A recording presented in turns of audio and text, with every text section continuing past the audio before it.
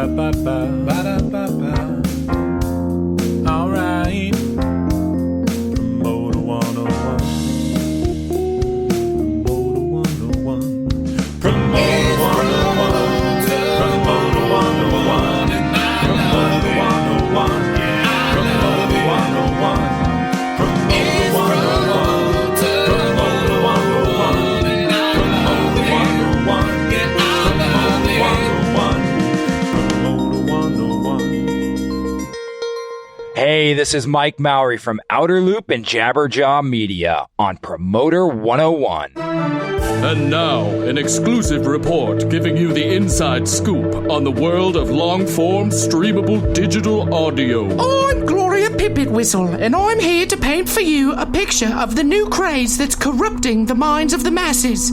They're called podcasts. One of these so-called podcasts has gained an exceptionally distressing reputation. Most people calling it the best damn podcast ever known to man. It's called Promoter 101. This random guy had this to say. Promoter 101 is the best bloody podcast I've ever listened to in my life. Gives me a right good laugh every time Steiny makes fun of Luke's boat shoes. I had to sell me own shoes after I quit my job so that I could listen to Promoter 101 all day instead. Another innocent bystander had other feelings about the issue. I don't go outside much on account of tinfoil being too expensive for me to keep on making them tinfoil hats every day. So I just stay in my underground bunker trailer with my cats and listen to Promoter 101. Other folks seem to have grown fond of one host in particular. Ew, I love Luke. He's so dreamy. He's totally my second favorite, 100%. Is this just another passing fad, or the future of entertainment as we know it? Find out now on Promoter 101. Welcome to Promoter 101, the podcast. This week's word of the day is tangent. Whenever you hear the word tangent, scream real loud. It's amazingly episode 84 already. I'm surprised we haven't gotten canceled, Luke. You know, there's got to be somebody really favorable at this podcast network of ours that really must love what we're doing, Dan. I'm quite frankly shocked as well. I was going through the list of canceled shows last week, and I was like looking to see if we were on there. Holy shit, dude, we still made the cut. I got to say this, too, and this is just a total tangent at the top of the podcast. I'm sure everybody listening loves these, but Sci-Fi canceled a great show called The Expanse, and then Jeff Bezos and Amazon bought it back and upped the production budget because Jeff Bezos was a fan of The Expanse. And it had me thinking, what kind of enumerated wealth can you just see something like that happen and think, no, I'll let that continue, I guess. It's a pretty amazing feeling. We're doing that at a slightly smaller scale, Dan, I would say. Yes, I heard Promoter 101 got canceled, and we brought it back with our hundreds and hundreds of dollars. Hundreds and hundreds of dollars. We are absolutely the Jeff Bezos of the concert promoter world, you know, so long as you're looking at just the PAC version of that. And we are off to an excellent start on this one. But welcome back. For those of you turning in, this is episode 84 of the Promoter 101 podcast. And the word of the day is tangent, Luke. Tangent is our word of the day. We've got an amazing podcast coming up. We've got Live Nation's Joey Scoleri here to tell us about what really went down on the Charlie Sheen tour. That is an incredible story. Plus, we've got X-Ray's Josh Javor giving us a glimpse of the hipper side of the UK. a.k.a.'s Noël Largess plays 3 questions with us. And of course, we're breaking down the news of the week. Let's get to it.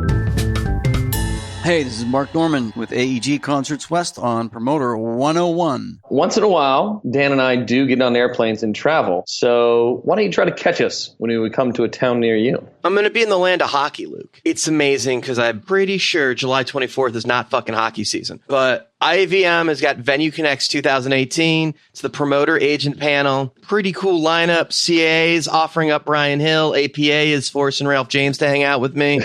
Somehow Zinc is coming to babysit my ass. Frank's Brothers have sent Charlie Goldstone. Live Nation's got Riley Riley O'Connor. Like, dude, I don't know who in the world has got the blackmail on these guys to make them hang out for this thing, but they're all coming, and I'm going to be grilling them like it's the old days, like panel style. And we're going to record the whole thing, and it'll be that week's podcast. I don't know, hopefully entertaining, maybe not. I don't know. We'll got to see what happens. But certainly, if history proves anything, Truth and Patron will be fucking happening in Toronto. So stay tuned. If you're not registered for that conference, hit up iavm.org. Make sure if you do register, you're coming to Dan's panel. It's July 24th. That's a Tuesday. Be there. And if you want to save the trip to Toronto and the registration fee and the hotel bullshit, just give it to you for free 48 hours later. So, are we not supposed to say that? I don't think you're supposed to say that part, Dan. All right. Well, for what they're paying me, I give a shit.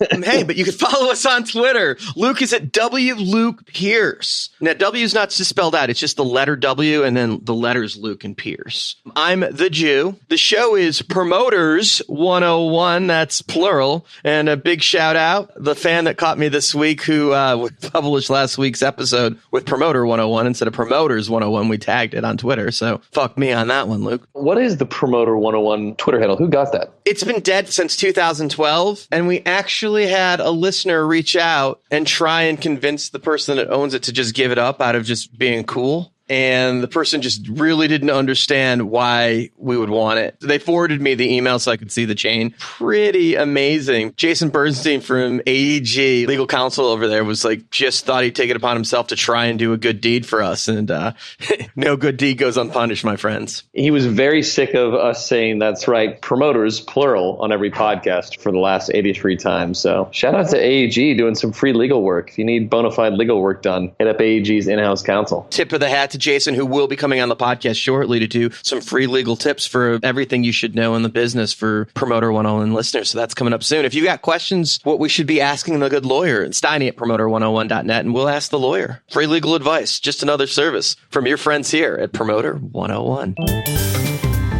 Hi, this is Ed McBulf, Melvin Ben, Peter Aiken, Alex Peely, Venus Ayoko, Ben Chalice, Carl Leighton Pope, Herman Sherman, Charles Attell, Lucy Dickens, Josh Javor, Matt Sorensen, and I'm on Promoter 101. Promoter 101. Promoter 101. If you've missed any of the past podcasts, you can always catch up at promoter101.net. This week, we are doing a reissue of that episode number 42.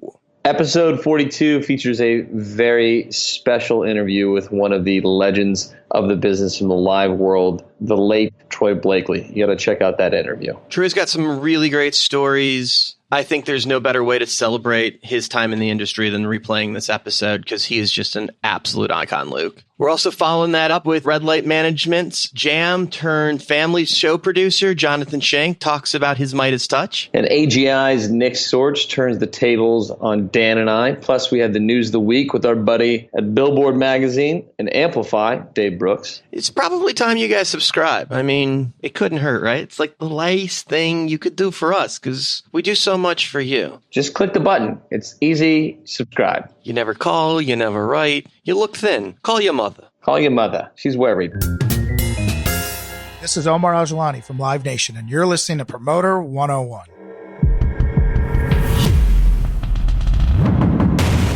News of the week.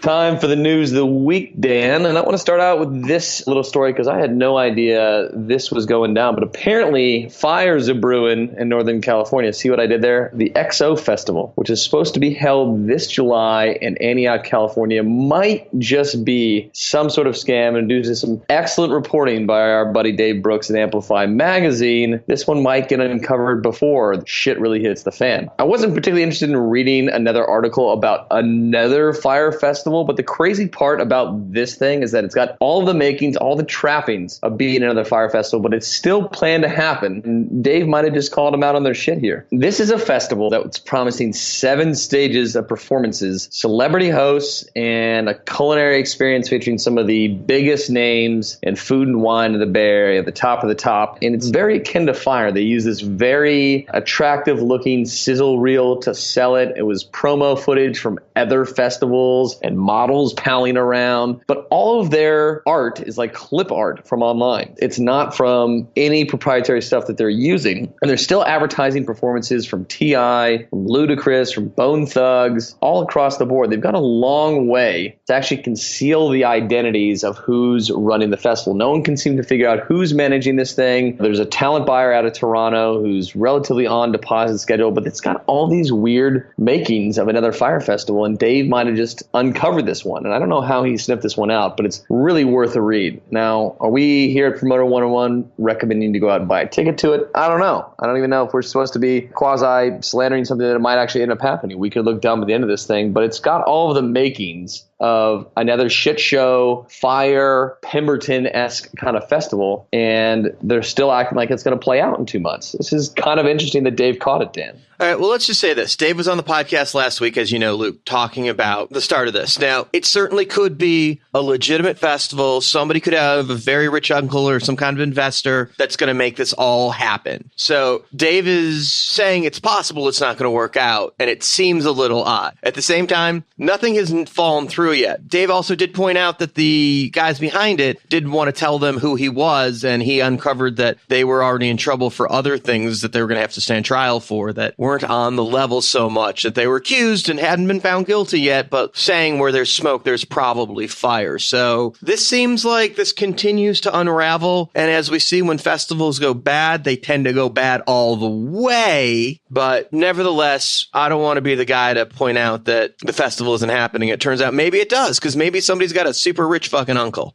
Yeah, we'll have to see how this plays out. But some great reporting by Dave. He's continued to unravel some of these stories, like you mentioned about the real estate scams these organizers are supposedly involved with. But I don't know. Having done a lot of events in the Bay Area over the last 7 or 8 years, it's not an easy place to unwind once you screw people over there. And California is one of these states that really will hold your feet to the fire when the shit hits the fan. So we'll have to see how this all plays out. You're right, Dan. These things go well until the moment they don't, and then they really unravel pretty quickly. With that said, Dave Brooks is such a solid reporter. He wouldn't really be pointing the finger at something that was a half truth. So the fact that he's willing to go out on a limb and say he thinks something is fishy really means there's probably a good foundation for that, because Dave is pretty rock solid, man. Yeah, he is. All right, let's jump into other things. Sony has bought up a 60% stake of EMI Music Publishing for $2.3 billion. That's a shitload of money, Luke. What do you know about it? Well, I know that Sony had already had a minority stake in EMI Music Publishing. This is a catalog of about 4.5 million songs. It's classics like Over the Rainbow. You've got some current hits in there like Happy. This is a massive play in the publishing space, and I think it just goes to show the strength of the recorded music business and the publishing business as it's been driven by paid subscription services. This is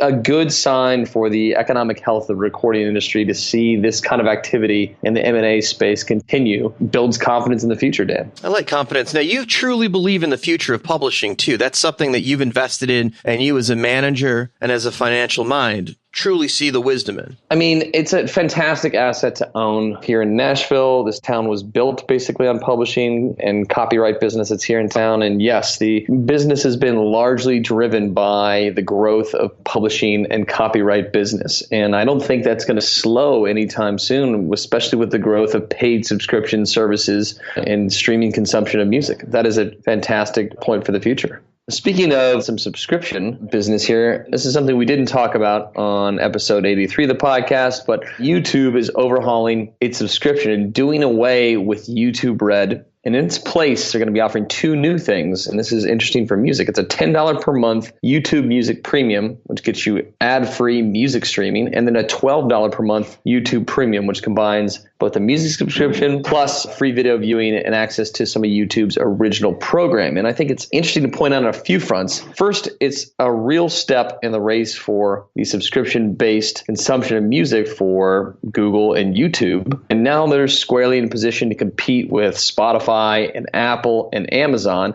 And as Billboard pointed out in the great article they wrote about it, it kind of appears that YouTube is admitting that there's more opportunity for YouTube in music than there is in video. They've got crazy competition from Netflix, from Amazon, from Hulu and Apple. These are companies that are pouring billions and billions of dollars into premium video programming. So, it's an interesting point that this giant here is, are they giving up on the fight in video? And are they using music as this kind of continued Trojan horse for their search business? It's an interesting point for the future, but I think it's great for musicians. It's great for artists to see a giant company like this that has had a long, tattered relationship with the creator community to step forward and say, we're going to start injecting some money, more than the fractions of pennies they're getting from AdSense revenue into the music economy. It's a great thing for musicians. Mark your calendars now. Billboard set the date for their conference. It's going to be in LA again. They changed the name of it. It's longer because that's always helpful, right?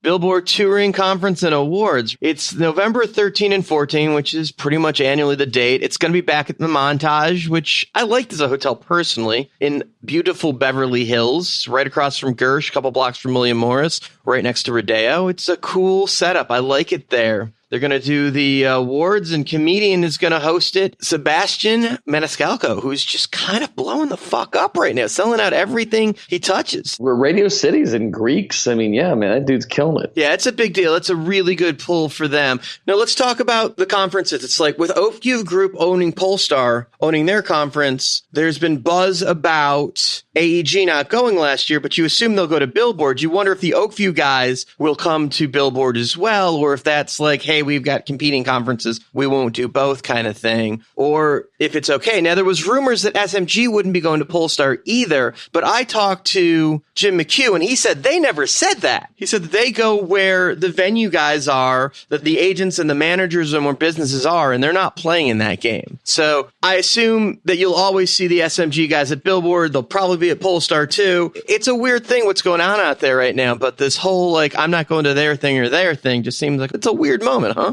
This warring kind of thing that I think really started over MSG and the O2 and Staples and Forum, this kind of venue thing is extended into other realms. And I think really what it's hurting is just these conferences across the board, and in general, it's just not good for the health of these organizations for people to be boycotting these things. Plus, it's not good for the health of just the networking that you get done at these conferences. The less people that are in the room, the less of the network effect that you have, and that's just not good for anybody. I want everybody to come back together. I find that you've got really reasonable people and great business minds. I'm sure some people were offended, but if we could bring AEG and Oakview Group into a room, maybe on this podcast, and create some peace and get everybody using the right venue for the right show, I think the fans would get the best value, the best shows, the best artists in the best room. And isn't that really what it's about first? The right act playing the right room for the fans? It's about the artist entertaining the fans, and we're all doing this for them at the end of the day, right?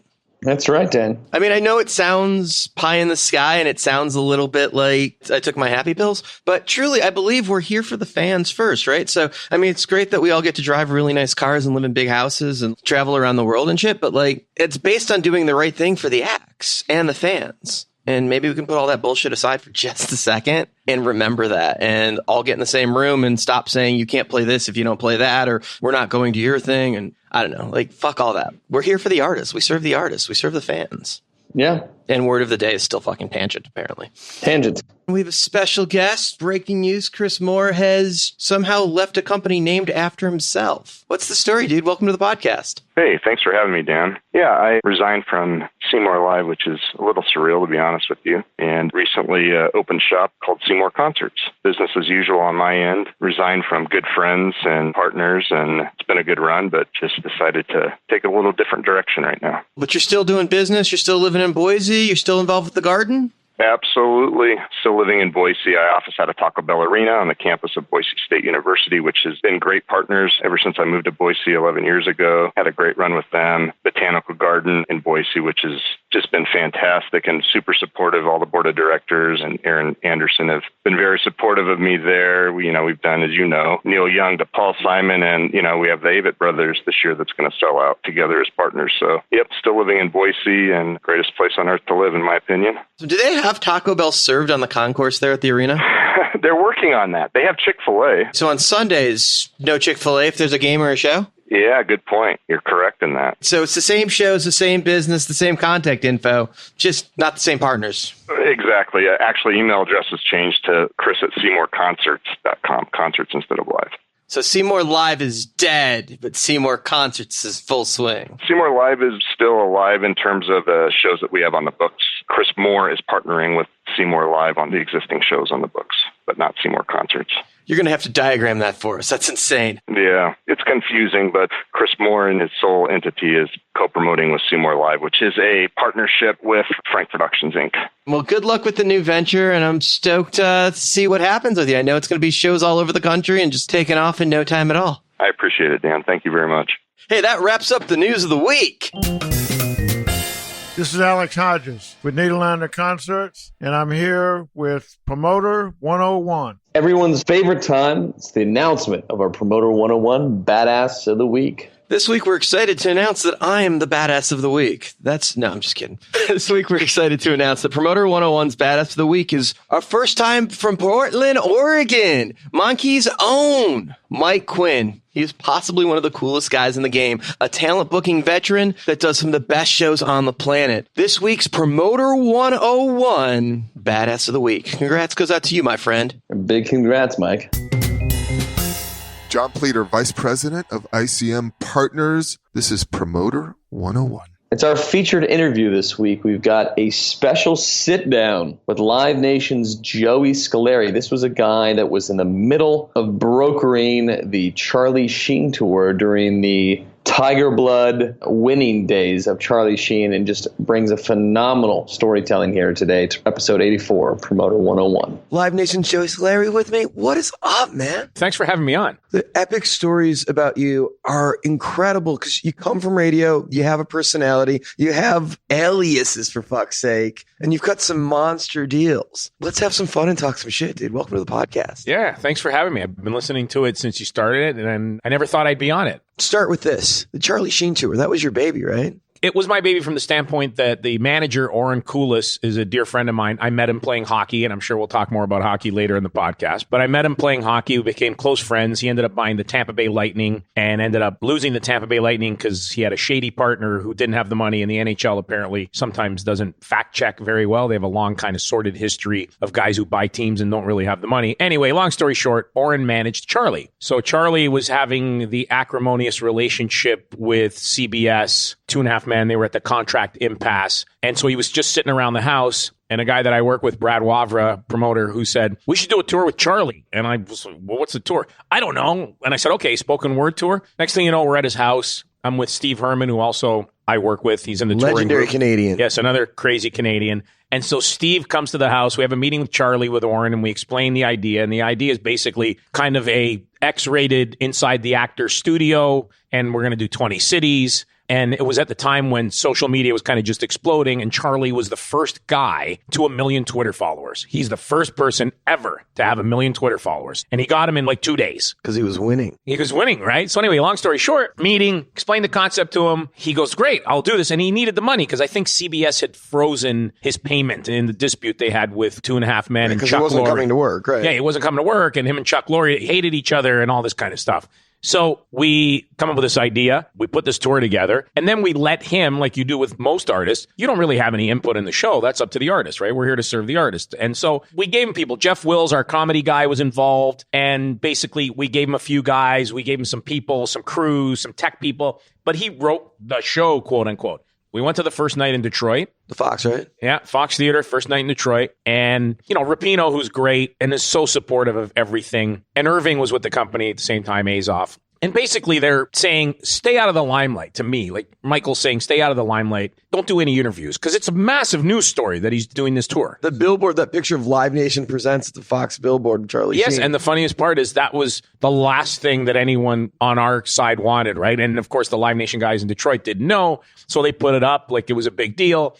And the opening night of that tour, I've never seen so many dressed up people, good looking people, like couples. It was date night. People drove in and flew in. It was crazy. Yeah, because you guys didn't announce the whole tour. You guys put that show up first. Yeah, and it blew out. And then we basically didn't even spend any money on marketing. He tweeted, and the tour basically sold out. 21 dates. I mean, you know, some cut down arenas obviously did 3,500, 4,000 people, blah, blah, blah. And of course, I'm not supposed to say anything. I'm not supposed to be talking, but I, of course, find myself in the middle of an impromptu news conference in front of the Fox Theater with 30 cameras.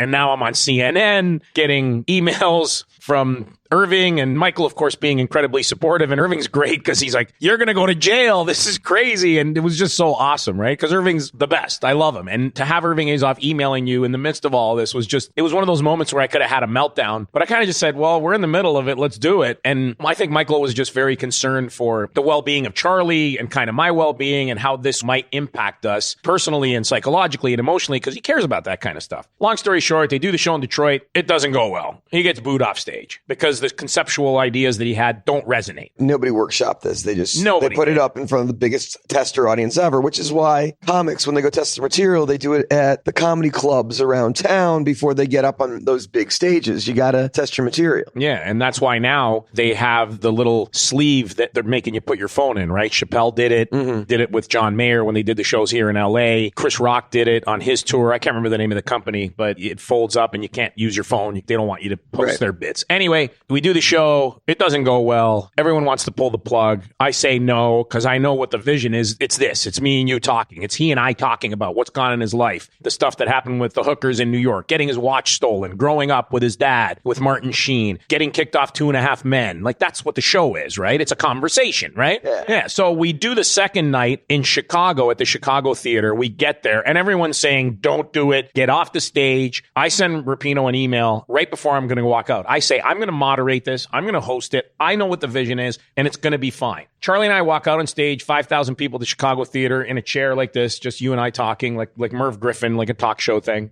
And within 5 minutes, we get a standing ovation. Women are lifting their tops. Not that I was asking them to do it, but it was like a frat party. And people are yelling, Charlie, this is great. I do 5 shows, but I needed to get off the stage because it wasn't about me. There was a bunch of stuff going on backstage with people that worked with him at the time who were concerned about their financial well-being and because they were taking out of the show, the original show. So they're like, oh, Joey's doing this for the limelight. And I wasn't getting paid or anything. I was just doing it because keeping the show going. Yeah, keeping the show going. So then Jeff Ross got in. I think he actually did most of the shows after. You needed a personality that could set him up. Moderator. We just need a moderator. And you had that radio experience. You know how to hold a mic, stand in front of people, and set people up to look good. Because that's part of the interview process, is setting someone up to answer the question and spike the ball. And Charlie needed that because he was an actor. He didn't write those shows. He was given the scripts and then he was directing. And he had a studio audience that was told to clap on cue. Very, very smart people that were funny were writing those shows and movies for him. He showed up and looked good in Red Lines. Yeah, and then Russell Peters did a couple of shows in Toronto, and Charlie was pissed at me because I quit on the way to Hartford. We did Radio City on a Friday night, and after Radio City, that was the closest we got to getting kind of booed off stage again because he wasn't engaged. He was leaning on his chair with his head down in a hat, and he was reading from a teleprompter. And we went on an hour late, and people in New York on a Friday night are drinking. You know, not to belabor this, but here's what he said to me. I'm bored. I want to do different stuff. And I said, Charlie, Coldplay plays the same songs every night. They might do them in a different order, but they play the same songs every night. This is working. Why do you want to change anything? So at that point, after the Radio City show, I basically quit on the bus on the way to Hartford. I made them stop the bus and I quit so I could get out of there. And because at that point, the train was down the tracks, was either going to fall apart or was going to get to the finish line. He didn't miss one show. He did 21 shows. He showed up for every one of them. And I saw him at the Forum a few months ago, and he came up to me and he said, dude, I owe you an apology. I can't believe the way I acted. You were right. All these people around me just wanted my money, you know, because he's lost a lot of money. The guy made a fortune, and now he's blown through it all because he's a generous guy. He's got a big heart. He takes care of everybody. At one point, he was leasing 14 cars that he didn't drive for other people, ex-wives, friends, and he was paying for all of it. And I was telling him, Charlie, there's all these people around you and they just use you for your money. He would get upset. And that's kind of what made us have this split. But I wasn't going to lie to the guy. So long story short, I got out of there. It was an amazing shit show to be in the middle of. Oh, yeah. It was an incredible shit show. And the fact that I got through that, you know, when I walked out on that stage in Chicago, it was a play-by-play on Twitter. Every second was being reported live for kind of the first time in the entertainment business anyway. And I didn't realize it at the time that it was a first, you know, but people were, oh, this is good. The joke was good. Oh, this is funny. Oh, it's not terrible. Don't get me wrong. This was not high art by any stretch of the imagination. You guys faked it at a high level. We just got through it. I got out. Not one date got canceled. So I'm not going to say I'm proud of any of it, but I was happy that it didn't go off the rails because there were a lot of people that wanted to cancel it. And I just said, no, we got into this. Let's get through it. Let's talk about you. You got a personality that's built for radio. You can fill a story and you can fill dead air, which is something you have to do on radio. You learn to cultivate. Yep. You've been tapped for some other high profile things we were talking about. You were tapped for a pilot, the Shark Tank kind of thing for the music industry. Didn't quite make it to series, but you talk about that a little bit? Well, yeah, it really wasn't much. I was asked to be on this show, and I think it was Kurt, who works with us in Las Vegas, and I think Ali McGregor. I can't actually even remember who the hell else was on it. Nick Adler, right? Oh, yeah, Nick Adler.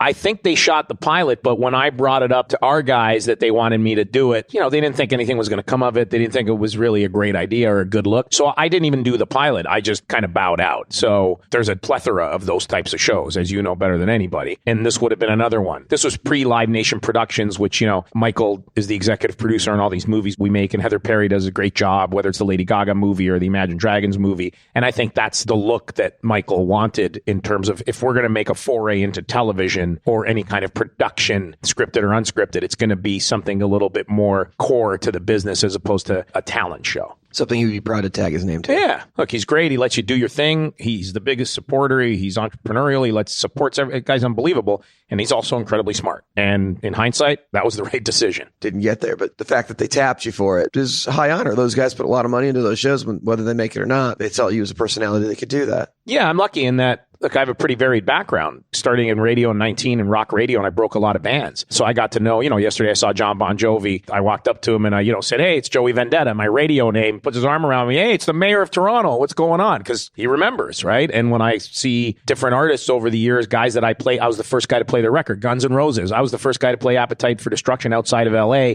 No one would touch it.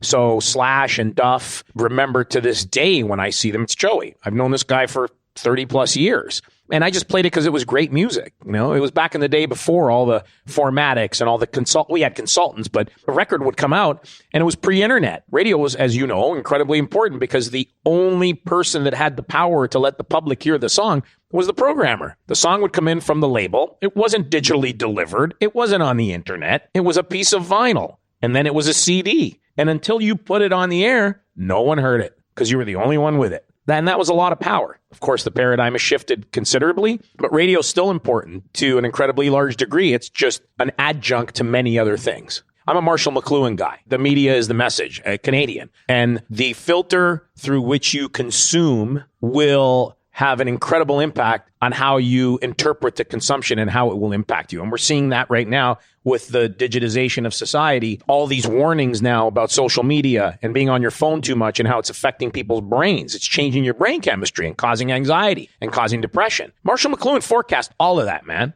All of it. This guy called it in the 60s. He saw it all coming. Incredibly smart guy. So I'm a big student of that type of thing, and I think that it's incredibly important that people not be short-sighted on the impact of all these things to us as human beings long term. Radio has changed. The format has changed. I'm a kid of rock radio. Toronto is one of the biggest rock markets in the country. So when you were on rock radio, you're talking about Denver, Boston, Philly, LA. Toronto, Vancouver, San Francisco, LA, of Chicago. Course. Massive markets. Rock radio really was a powerful thing because the power of a station to present a show and what that meant. And I don't even remember the last time I talked about the politics of a station presenting a show over another. That used to be our biggest fight. Which station's presenting? I don't remember the last time I saw that fight. No, and it didn't matter if you were presenting or not, because if you were good, and to this day, if you were good, you could say welcomes, give away tickets, do promotions around the event, do imaging on the air. The listeners know the difference. They think it's your show. They think you're the promoter. They think you're the person who brought the band to town. But a lot of guys got stuck in the minutia of, well, I need to be the presents and I need to be exclusive. Well, how about you just work really hard, work really smart, and make it your own? We got most presents because we were the big station in town, right? I mean, I was dealing with Michael Cole and Arthur Fogel and Rapino, and these are all Toronto guys, and Steve Herman. The Canadian Mafia. Yeah, dudes who all grew up in rural parts of Ontario. Arthur came out of Ottawa, not that Ottawa's rural, but it's not a big city. Michael came out of Thunder Bay. Steve Herman came out of North Bay. Brett Gallagher, who's the president in Southern California, grew up in Toronto, but would spend a lot of time north of Toronto, in Barrie. Small town guys with small town sensibilities, but with big dreams and big visions. And now they've all achieved those goals, and they're here helping to shape the business. DKD rocking the house. Of course, Donald Tarleton. Michael brought him up in his address. Michael is very good at giving thanks and props to people that have helped him along the way. And he's had a lot of help, but he's been smart enough to ask for that help and to accept that help. There are a lot of people that don't do that. Before we move on from Canadian radio, well, you're programming 30% Canadian music? 30% CanCon, yeah. You're lucky enough to have Rush and Bryan Adams at that point, who are solid Canadian acts.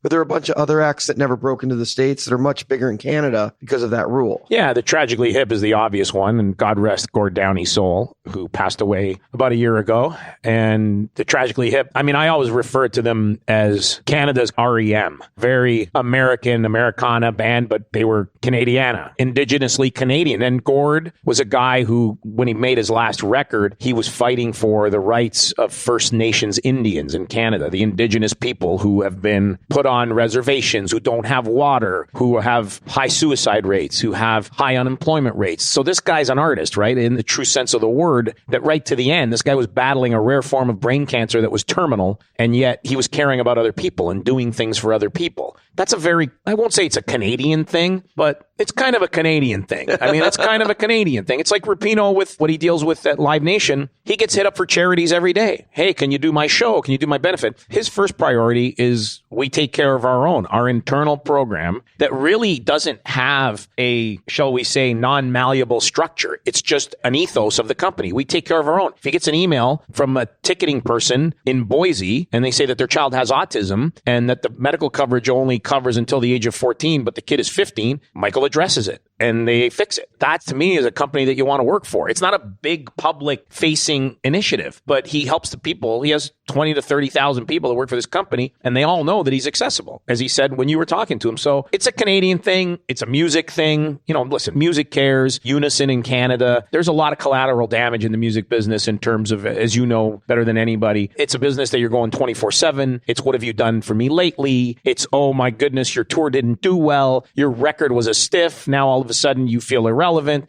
Look at the people that we lost recently. These are all people that should be, from the outside, you should be looking at Chris Cornell and Chester Bennington, even Robin Williams. Wow, look at the life these guys have. They're superstars. Look at Prince, how his life ended. We've seen it over and over. It's a high risk, high reward business. And I always like to say the deal with the devil is fame. The devil is fame and how you deal with it. And there are a lot of artists who deal with it really well. And then there are some who don't. And there's some people who deal with things really well and some who don't. Musicians they're human beings too. So I just think it's a case-by-case basis. And when you look at it from a Live Nation standpoint, Michael's primary concern, of course, are the artists and the fans. But the guy wants to be remembered as a great leader, not as the guy who made the most money. As much as the stock price is important, as much as salaries are important, I don't think that when Michael Rapinoe is retired or however he goes out, he's going to be sitting there, man, I grossed this much money. That's not him. He's going to be saying, man, I did the right thing. And he is, and he tries his best. You, with your career in radio, has continued on. You're a sports guy, too. You're big into hockey, and you've got an alter ego that's a sportscaster. Yeah, I do some radio stuff on the side. Joey Vendetta is the radio name from when I was in rock radio. I fill in for Jim Rome on CBS Sports Radio sometimes, which is cool because I've never actually met Rome, which is really funny. I know his manager, Craig Kitchen, who used to run Premier Radio, who's a good dude. And I was doing sports talk in Toronto, filling in, doing it mostly from an ISDN line at my house in Los Angeles. But technology today, you can sound like you're local. And so I get to do that. And it's fun because sports talk is a very big format. And all the guys that are athletes want to be musicians or be, look at the NBA. The NBA has done more for the hip hop culture than anything in terms of making it widespread, mainstream, and selling more tickets. Sure, the artists have written the songs. Of course, their art has driven it. But when it comes to Kendrick or Chance the Rapper or Travis or Drake, look at Drake's association with Maple Leaf Sports and Entertainment in Toronto. He's the ambassador for the Toronto Raptors. They do OVO night. They wear jerseys that are the OVO colors. Drake sits courtside. DeMar DeRozan and Kyle Lowry are high-fiving Drake during the game. LeBron is playing in Toronto, and he's chirping Drake. This guy is the biggest hip-hop artist, arguably, in the world, and he's sitting courtside in an NBA game, and he's an integral part. He got fined for tampering. When he hosts the OVO concert in Toronto, which is massive, all the NBA players come in. And he made a crack about Kevin Durant on stage. Man, Kevin Durant was in the crowd. We'd love to have you in Toronto. He's an employee of Maple Leaf Sports and Entertainment. The NBA fined him $25,000 for tampering. To me, That is the great cross-section of music and sports. He was probably proud to pay it. Oh, I'm sure the team paid loved it for it. him. I think the team did pay for it. But again, a guy who is an ambassador for the team. And we see it everywhere. There are tons of hockey guys that I know that care so much about music and want to go to shows. They love country. And a lot of the country guys, especially in Nashville with the Predators, there's a ton of country guys that have season tickets. I mean, Carrie Underwood is married to Mike Fisher, who just came back with the Predators. So there's always been a cross-pollination between music and sports throughout history. And I just think now with the amplification of our society digitally, everything is just instant. You see it. There's much more audience available. There's connectivity. There's direct-to-fan relationships. There's no more intermediary needed, You went from radio and obviously have kept it as a hobby and have been tapped for some very creative things, but you wound up in the concert business and wound up in LA for a while doing some very high level stuff. I know you're back in Toronto now, but you're always involved with the higher level stuff at Live Nation. And that obviously started from a jump at some point. So how did that transformation from radio to the concert world happen for you? When I was at the rock station in Toronto, Q107, ended up going our separate ways. They had management change. I didn't agree with some of the things that they were doing. I took the station very personally. I was kind of the face of the station. Had a lot of connections in the U.S. through my relationship with record labels. Had a buddy of mine, Mark Dadia, who I'm still friends with to this day. He manages Counting Crows and Three Doors Down for Red Light. Mark, at the time, and I were very close. He was the head of promotion at Geffen Records and broke a ton of bands, whether it was Guns N' Roses, all these bands like Tesla, Salty Dog, and the Four Horsemen, all these old rock bands that would get on the radio. Dog. Yeah. Man, cool. Some Jeff Workman shit right exactly, there. Yeah, exactly. So anyway, Mark and I were very close. And when I left radio, he helped me get a job with a guy that had worked with him, a guy named George Cappellini. Cappellini was at Elektra, running Elektra, which was a powerhouse rock label with Metallica, Broke the Third Eye Blind, first record, a lot of really cool stuff. But, when I went there, I was there for 6 months and I had some family stuff at home in Toronto. I'm close to my family, so I had to quit and move back to Toronto. And while I was in Toronto, I did mornings on a top 40 station, believe it or not. And it was when Howard Stern first came to Toronto. So I did 3 hours on a top 40. I didn't play any records. I talked the whole morning. I drove the program director crazy. I would just talk the whole morning with my co-host. And it was fun. We had a laugh. But I knew it wasn't long term. Long story short, Dadia takes over the Disney Music Group, hires me to be a promotion guy at Hollywood Records. So I moved to LA. And that was 20 years ago. And we have a good run. At the beginning, Hollywood Records is it's dog shit, terrible label. But Eisner believes in it. He believes in the music business. And Bob Cavallo is the guy who came in. And Bob, of course, has a long and illustrious career. He was Prince's manager. He managed Little Feat. And, of course, managed Earth, Wind & Fire in their heyday. Made a bunch of movies. And Bob was a really smart guy. His son, Rob, is a big producer who's done everything from Green Day to Alanis, big records. So Bob comes in. And for the first few years, we kind of wallow. But then we figure out the formula. Oh, if there's an artist on the Disney Channel, then maybe we should sign that artist to a record deal and put the record out, and there's a synergy there. Whereas before, Paterno, who I love, when he ran Hollywood Records, and God bless him, so smart that he signed Queen, which they still have, which was kind of the cornerstone of the label. But Peter was a guy that just wanted to put out records regardless of the Disney brand, right? That he didn't care if it fit. Which has never been the business of Disney. No, he signed Insane Clown Posse, which Michael Eisner pulled off the shelves the night before the record was in stores. Yeah. Right? So that was a big deal, like 93, 94. Yeah. And look, they ended up getting signed to Island and sold 200,000 records the first week. Right. The publicity of that was so much bigger for the band than it ever would have been. Exactly. So anyway, Cavallo figures out the formula. He figures out High School Musical, Hilary Duff, and then he hits the home run with Hannah Montana. Hannah Montana's sells 12 million records, and the Jonas Brothers. So now all of a sudden, there's a machine, the publishing company comes into it. And the formula's proven. Yeah, the formula, we figure it out, and the company's making over $100 million a year in profit on $500 million in revenue. So pretty good profit margins with not a lot of employees. So they figure out the formula. I was there for 12 years. Dadia left and went to go run. He went to Capitol, and then he went to Columbia. But I stayed at Hollywood for 12 years. And then the guys at Live Nation, Rapinoe's like, what's going on with you? And when's your contract up? We want to kind of change the mindset here. We have all promoters. We want some people that have a different outlook. And so I came into Live Nation about 8.5 years ago, and I did marketing, strategic marketing, a lot of the radio partnership stuff. I helped create National Concert Day, which we started 4 years ago, which nobody really believed in. Everyone was like, why are we doing this? And I said, it's Super Bowl Media Day. Why aren't we aggregating what we do and taking credit for it? We put on all these shows. So let's do a network TV upfront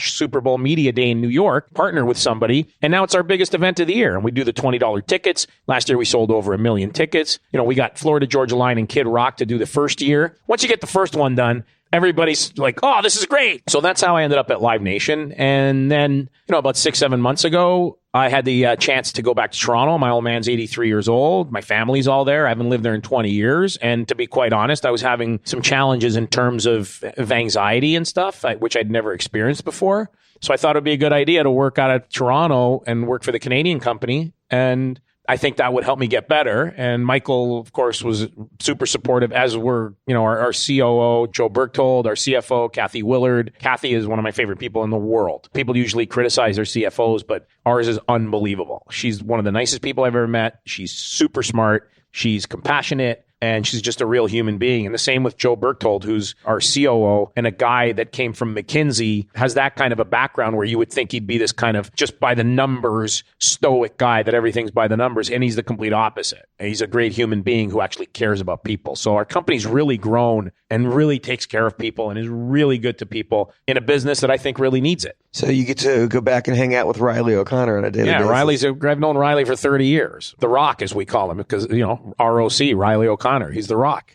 ROC and BOC, Live Nation, just rocking it out. Rock and Bach. So it's great. And we just moved into a new office in downtown Toronto, which has a 150-person performance space separate to the office. It's a beautiful loft in a place called Liberty Village. We moved into a new office in New York. It's, that old wood floors, exposed beam kind of thing, and fantastic. And we had our first event there a couple of weeks ago, which was actually a mental wellness event that I moderated with Chester Bennington's wife, Mike Shinoda's wife, a doctor named Barbara Van Dalen, and Jim Digby, who works with Lincoln Park, just talking about what they've gone through, mental wellness, what they're trying to do for the industry. And we had 150 people attend. A bunch of our employees came, and then we streamed it online. And in the first 24 hours, we ended up having 24,000 streams, which in Canada is pretty significant. I had a bunch of my hockey buddies tweet and promote it, so it certainly didn't hurt. So yeah, it's great. It's a great spot. Just getting used to the cold again is a little bit of a challenge, but you know what? You wear long underwear and a long sleeve shirt and go to a Leaf game or go to a Raptor game, and it's not so bad. It's not bad at all. You had a incredible career. I know we're just scratching the surface. I would love for you to come back and to keep this rolling and do more of these with you, because I feel like there's a whole lot more stories just to be unveiled with you. Oh, there's tons. Thank you so much for being here, Joey. Yeah, thanks a lot for having me, man. Joey is magic on the mic. Clearly, you can understand why he goes on and fills in as a commentator from time to time. He's just truly magic on the mic. If you get a chance to see Joey, ask him about his Motley Crue story from early days in radio. That is a great thing to get out of him. You won't be disappointed. Great to have Joey on the podcast. What a fucking amazing interview.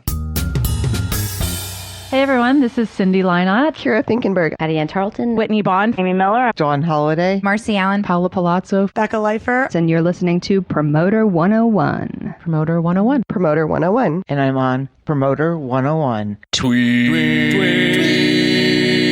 of the week. It's the name of the show, Dan. We can't avoid it. Promoter 101 Tweets of the Week. Let's start with this one, Dan. What were you thinking? Part of any valuable business is learning that any short-term solution is not really a solution at all. Now, I know this can be argued because Band-Aids are sometimes necessary, but you got to think long-term if you're going to stay in business for a long time, because long-term success is where it's at. Dan, you were full of just wisdom this week on your tweets, but one of the tweets came from your father, Rich Steinberg, who says, when a deal goes bad, it goes all bad. All you can do is count your losses. Yeah, my dad's been instilling this one in me since I was a child. Sometimes you just got to throw your hands in the air and walk away, because when it goes bad, you're fucked. Just cut and run. Harder to do in this point of the industry. Sometimes you got to see it all the way through and just lose.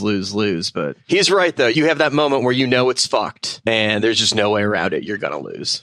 Long-term business success is based on happy clients returning. Short-sighted people never get that. It's one of those burning the bridges things. You can fuck people in the moment, but they're never going to come back. The idea is you do business with people over and over again. It's just a genius concept when you can have that rapport with somebody and build it on a long-term relationship and to see how far you guys can work together and what you can build together. Like me and Luke here. It's a very true thing, Dan. That'll do it for Promoter 101 Tweets of the Week. You can follow Dan on Twitter. He is at The Jew.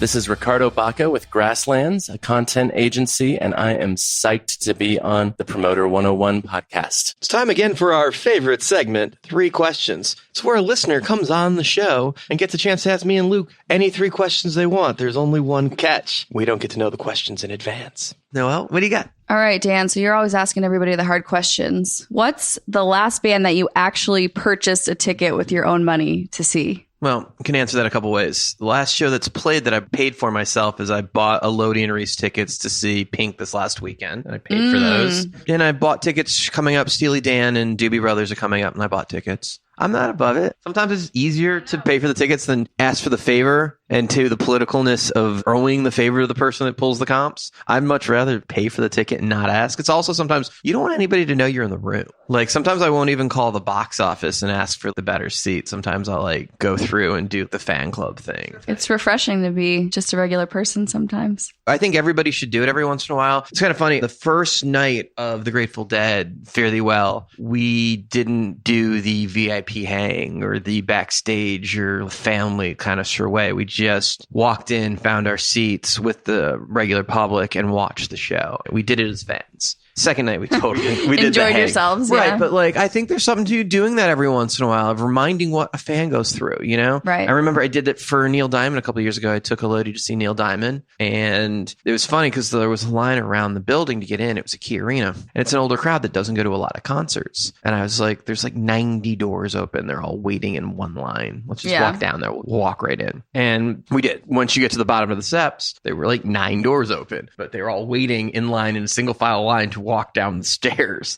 They just don't go to enough concerts. They didn't know key. There was no security guard walking in the line saying, "Hey, there's many doors open. You guys don't have to be in this line." And that would have helped the egress of getting people in, which would have also helped the F&B numbers for the night, which would have helped the merch numbers for the night. The quicker we get people in, the quicker they're spending money inside the arena. Right. The average person isn't thinking about that greater whole. Well, yeah, but as a promoter, not only is it better for the fan experience, you don't want to be in line. You want to be in the arena. You want to have a beer through security. You want to be in. For me, I want the best experience because I want people to come back to shows. Enjoying walking the floor. I watched a good amount of Luke Bryan the second night in Hawaii a couple weeks ago, and I walked around the concourse of the arena. I watched the show from different parts of the house. I didn't have to settle. I wasn't doing anything. I watched the show. First of all, it's a very entertaining show. Luke Bryan is a performer. But second of all, there's something about the fan experience. Is there a bad seat in the house? Did we sell somewhere where you can't see the video?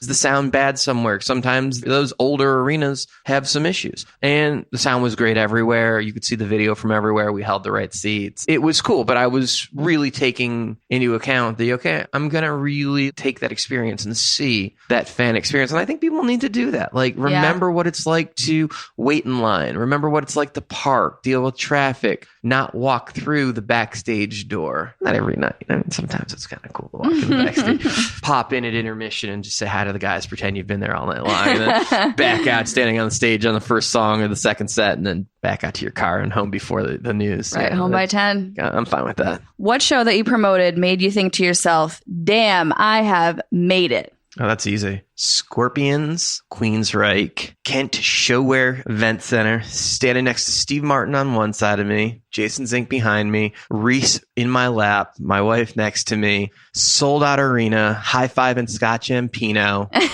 House goes dark. Scorpions go on stage. Sold out show. It was 1989 all over again. It was like, wow. It was awesome. But it was that moment of, I went to shows at McNichols Sports Arena when I was a kid, and I was seeing Queensryche at the arena. This was like seeing Metallica at the arena or Van Halen. It was like, I finally got to produce a monster rock show, and it felt like it. The video was massive, and there wasn't video in those days, but there was explosions and whatever. But it was like Motley Crue or whatever. It was like, I had brought that show, that experience, hanging with the agent, hanging with the band. And it's like, man, it was fucking feeling cool. like you were a part of it. Yeah, and I got to share it with my wife and kid and my partner and some of my best friends. And agent came in, and fucking great. Sold out to the rafters. I mean, I've sold out many shows and a lot of arena shows, but that was the moment. It was like, yes, this is why I'm a promoter. Super cool. Yeah, I don't have to think about that. That's amazing. And then every time I see the Scorpions take stage, it's like, fanboy out. fuck yeah, I promote the fucking Scorpion. I remember when I confirmed that first Scorpion show. It was the first time I ever bought the Scorpions. We were on a staff retreat, and we had Trailer Park Boys filming a special in Austin, and we had done this bus tour with our staff as part of a retreat where we're covering New Orleans and Houston and Austin for multiple nights, but I wanted my staff to know what it was like to sleep on the bus. Everyone should sleep on the tour bus. Right, couple days, because when we were asking them to get up in the morning and do interviews after doing a show and then having a couple drinks, hanging out, and then getting to bed at 2:33 a.m. And the bed's moving. And then we're asking them to get up for a 7 a.m. radio phoner, and maybe in the wrong time zone from where they're at, what we're actually asking rock stars to do and why they sometimes are reluctant to do it.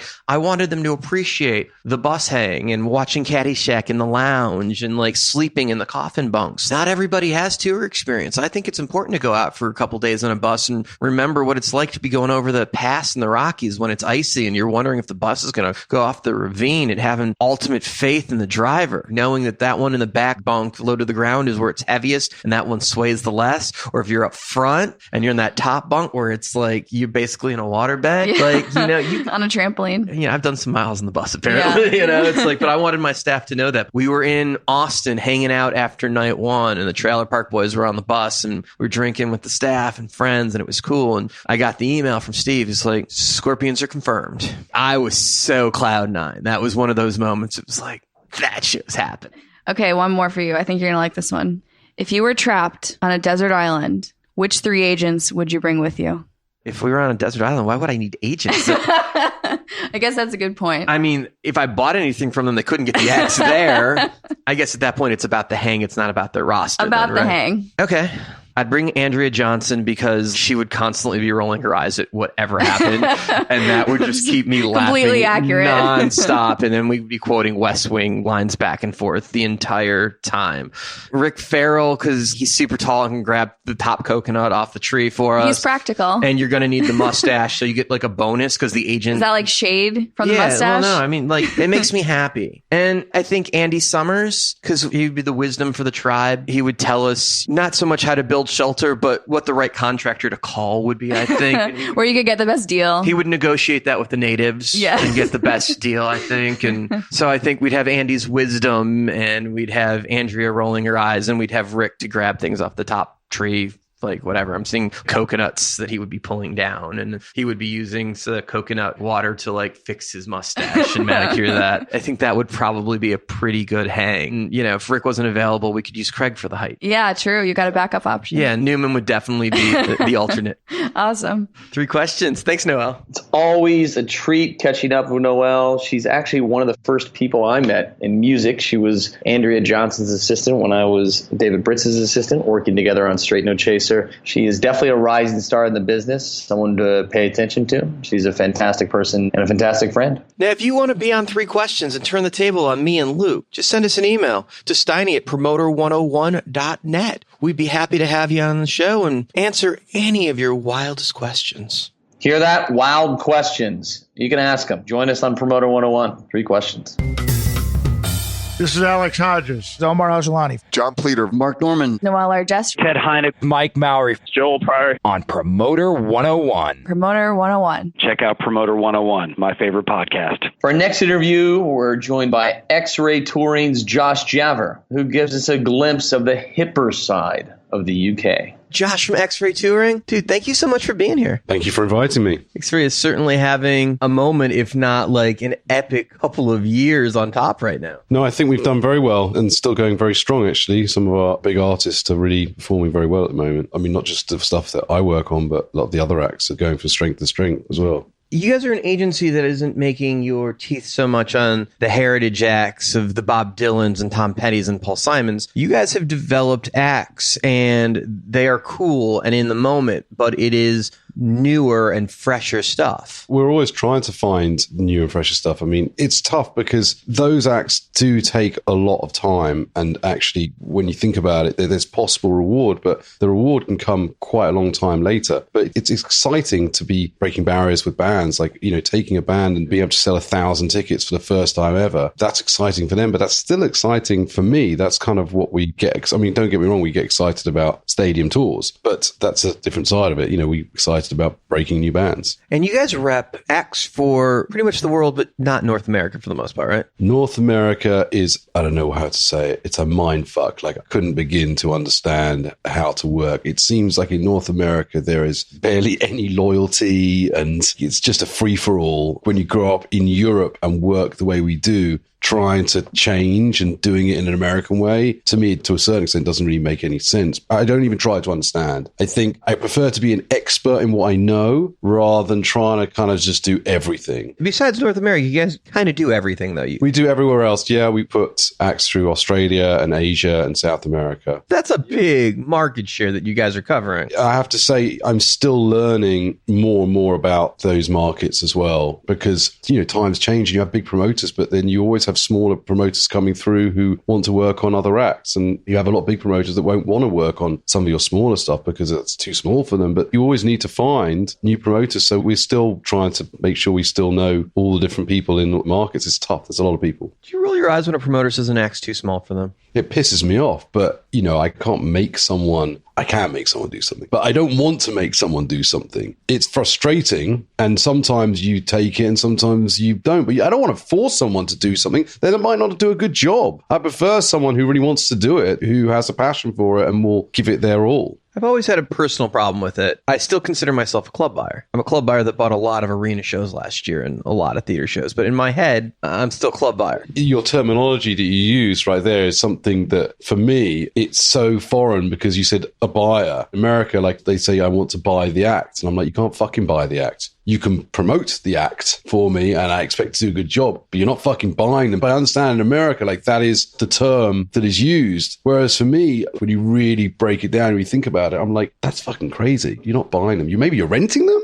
for the night, I guess. Well, it's not slavery. I'm just optioning the date. It's not like I'm not kind of being offensive by it, because it is a term that is used in America. But it's funny because you can tell when someone is American coming to us who wants to book an act, when they're like trying to be a middleman, they always use that term buying. And it's the only time I see it in reference to Americans, because obviously it's your terminology, but we don't use it like at all in Europe. So I've been here for less than a day and already I've outed myself as I don't take offense by that at all, dick. But no, there are a couple things that bother me in the industry too, in those same kind of contexts. People call it content now. What we do is content. It annoys the shit out of me. I think it's music, man. But they use one word to describe such a vast array of things that, I don't understand either. You have to be specific. I'm more than happy to go back to someone and say, I have no idea what you're asking me for. I've done it twice today already, and it's not even lunchtime. Like, you have to be more specific. I would just feel weird about calling you like, hey, I need content for my season. What do you got for me? By the way, I'm pretty sure you'd hang up on me.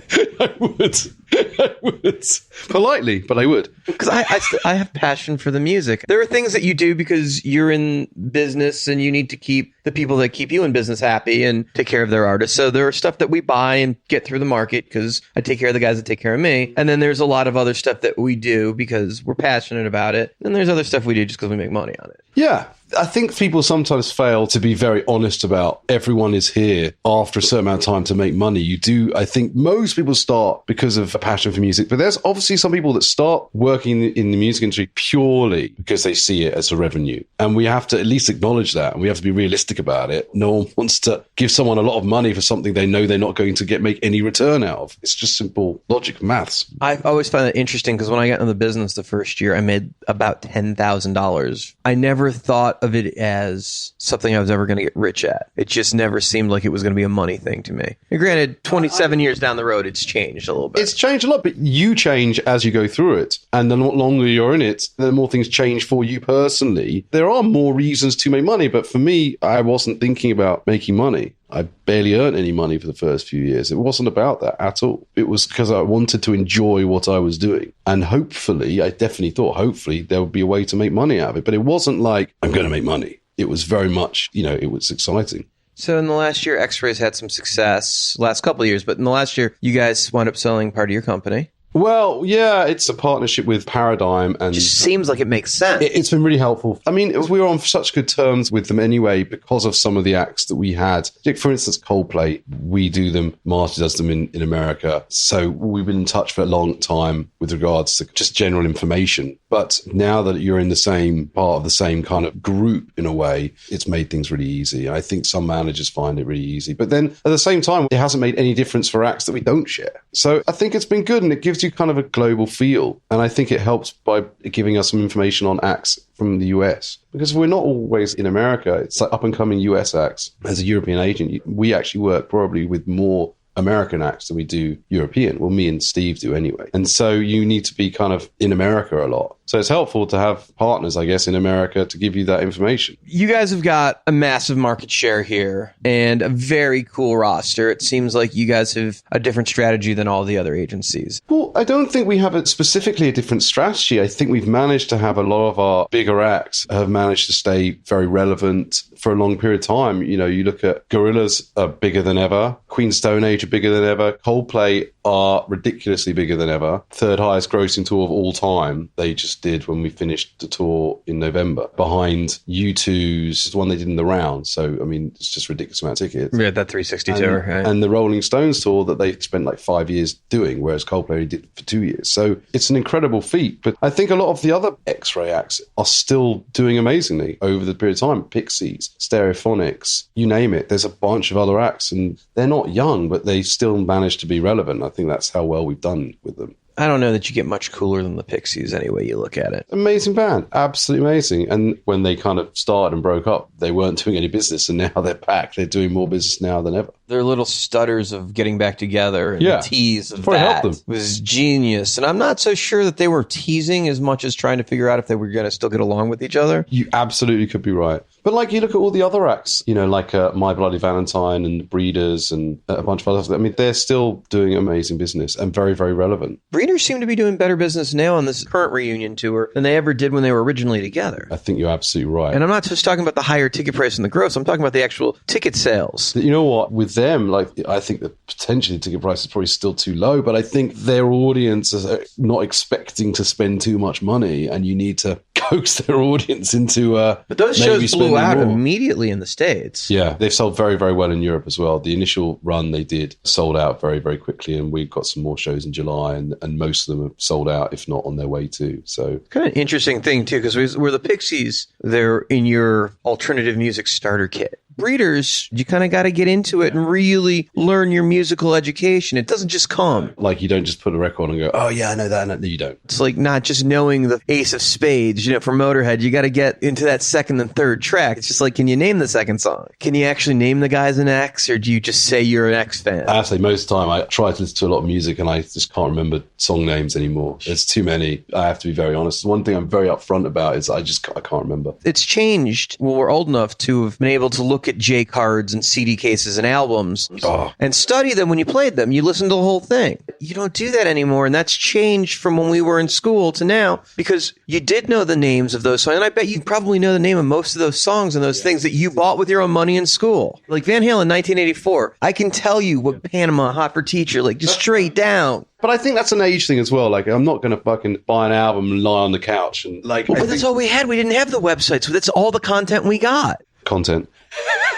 Touche. Who's the asshole? I'm the asshole. But it's the age thing. I don't have time to fucking lie on the couch and listen to an album anymore. You know, I'm lucky if I get an album on a bus or a tube ride, unless you're doing an airport run, you know, and then maybe walking around an airport, you can listen to an album. Otherwise, I don't even have barely half an hour to sit and listen to a piece of music in a way.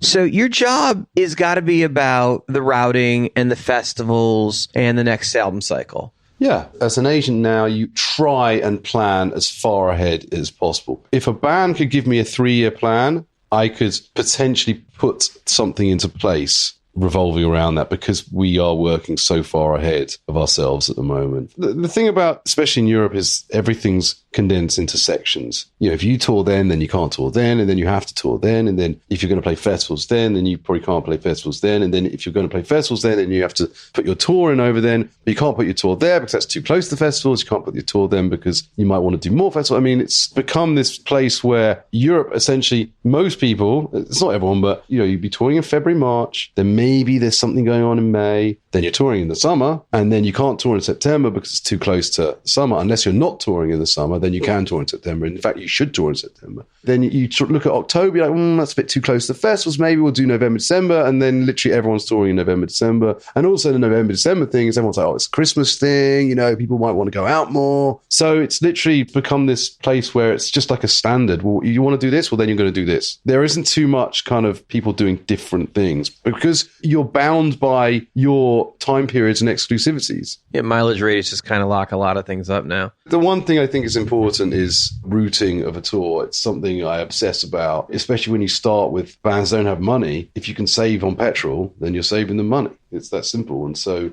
we still do it now, try and have the best routing possible. Doubling back just wastes money. Yeah. You see a lot of tours and you're like, what the fuck have you done there? Like, how has a manager said, yeah, that's cool, let's do that? Like, how is that possible? You're routing the world, and that's got to be hard because obviously you got to figure out what the priority is for the act and the manager, what the value is, which festivals you're going to be able to get into. But you've got so much of a geographic territory that you're working with. Where do you even start? I mean, is it a priority thing? Is it where the festival's coming in at? There's no kind of rule there. It is so many factors involved, you can't plan anything. Sometimes it's to do with when school holidays are. So bands can, you know, maybe they'll prefer to tour around them. Maybe they want to be at home for them. It could be something as crazy as that. An act doesn't want to be at home because their kids are too loud. Well, or they want to bring them on the road, so they has to be during holidays, like as in depending on the level of the act. So there's too many different factors. And I think most time, summer is Europe because, you know, that's when the most festivals are and people want to be around in Europe. You have to factor the rest of the world around that. And it's also the similar thing in America, like you'll tour America generally in the summer. But then you know when all the festivals are around the rest of the world and you just plan around that. You know when they all are. You just plan around it, really. So we kind of skipped ahead. You're at a bigger agency and you're a successful agent. You've got a good career. How did you get there? I got there. I started and I was a temp at Universal Music and I temp for lots of different people. The record label? Yeah. Lots of different labels, from Def Jam to Mercury to Polydor. That's where I thought I wanted to work. And then I did work there and kind of didn't feel like it was a serious job. And the only time I really felt excited about what was going on was when I went to the show. And I went to they had tickets for shows. I went to every single show could. And through music industry, you meet people and you meet through someone else. I ended up knowing Steve's assistant. Steve Strange. I used to go to every single one of his shows. And we found out that we had like the exact same taste in music. I loved all his acts. And he was getting to a point where he had a lot already and needed to employ someone else to work for him. And I'd been at all his shows and we started to hang out a bit. And then he asked me if I wanted to work for him. And I just literally quit doing the temping thing at Universal and went to work for him. And that was 12 or 13 years ago. So it's pretty organic. You guys developed a relationship by going to shows because you were at the label, you had the opportunity. And becoming friendly. And then he needed more people to work for him to be able to handle it. So I started working for him. And then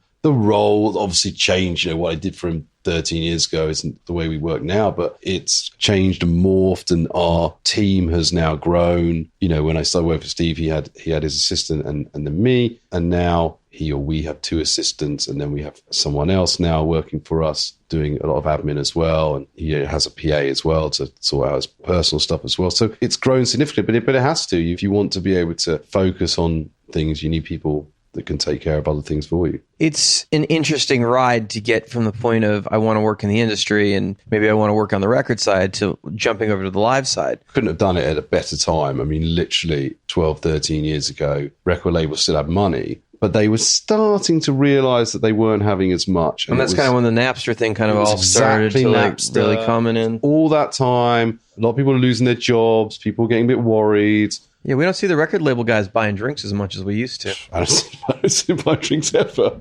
It used to be a thing, though. Oh, it was huge. Yeah, I mean, 20 years ago, you couldn't grab for a bill because the record label guys would fight over who was the cool guy to pay for it. It was easy. No, I felt that it didn't feel right for me. I couldn't see myself having a career because I didn't think what they were doing was important, like, for me. And I realized what I love is live shows. So I wanted to go then in live music. And I think what I found amazingly is doing a job that's such an important part of a band or a musician's career is their shows and festivals. I wasn't taking it seriously when I was working at a record label. It was all like a joke to me. I didn't get it because I wasn't in that kind of A&R side of things. So you just hadn't connected to it. I wasn't.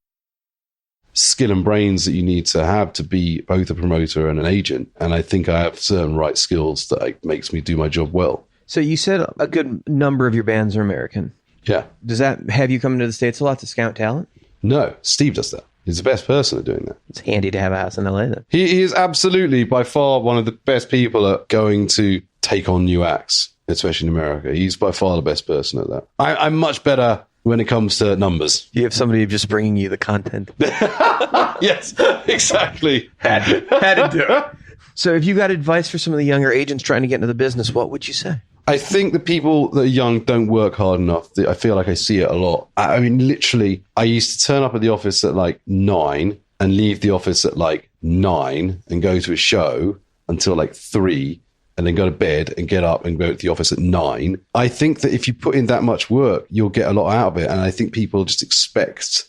I think people forget that our industry, there's a lot that happens outside the office, but doing your fucking work inside the office, getting your shit done is so important because it's just like anyone, as promoters as well. Like if you do your office, if you do a good job, if you're on the fucking case, then a manager or for a promoter, an agent will want to work with you again. You don't have to take them out and fucking buy them drinks. Half the time, they don't want to be your fucking friend. They do sometimes, but they want to be able to trust that you will do an amazing job and that you won't miss anything. And I think people forget that. I think people forget that half the job is done in the office and it's being able to make sure you haven't missed a thing. That is just as important as being a personable and interesting person and innovative person outside the office. I think people forget about that. And I think for younger people, they get the outside the office bit and they don't realize how much work you need to put in. Yeah, return business has to do with people believing that the last experience was good. There's a lot of promoters that we work with that I, even in 5 years, haven't even met. But every time they fucking delivered. It doesn't matter. Like for them, like, you know, they'll do a good job. I don't care if I like someone more than you. I want to work with the guy that's going to do the good fucking job. So the most important thing I would say is don't forget that our job is in an office, and that's where the important work happens. Before I let you go, since you guys do have a great track record of breaking acts, 1 or 2 acts that are coming up that you're excited about that maybe our listeners should be checking out? Oh, well, I mean, we've been working with acts for a couple of years now, an act called Black Honey, who they're going to release their first album, and hopefully in around October, they're going to do their first bigger club tour. For me, that's ridiculously exciting. They're a great band and really great guys. Started working with another band. There's obviously a black thing. They're called Black Futures, and they're amazing. They've only done about 3 shows so far, but it's very, very exciting. Other act we took on is called Bazzy or Buzzy. How do you spell that? B-A-Z-Z-I. Z-Z? Yeah, B-Z-Z or Z-Z. I think he's going to be very exciting. Man, Z-Z should be a name of a band. That's pretty cool. Z-Z? Yeah, I think so. Won't be translated well around the world, though, because it'll be Z-Z. Z-Z Top. But I mean, at the moment, the new and up-and-coming acts are, I don't want to take on too many. And I think that's where a lot of people, that's their kind of downfall, because then you can't focus on any of them properly, I think. And you just kind of, it's like throwing shit against the wall. One of them will kind of stick a bit, and then you'll just go with that one and fuck the rest of them off. And I don't want to do that. So we try not to take on too many. We'll pick the ones you think are going to have success, and you want to work. So you spend a little bit more R&D trying to figure out which band you really believe is going to be worth investing your time in. There's certain people say, you know, like you have to look for a band. You don't want to just go get, oh, they're a good band. I don't want a good band. I want a fucking great band. I think there's a lot of good bands out there, but there's very few great bands. So you spend the time, you try and find the great one and focus a bit more on them. And I want to thank you for taking time and talking to us on Promoter 101 and helping us invent more content for our podcast. Yeah. You're welcome. Thanks, Josh. No worries. Cheers. Josh is cutting edge, a true tastemaker for sure. You know, the fact that he gets to work that close to Steve Strange, you just know cool is going to rub off. What a great way to learn the business.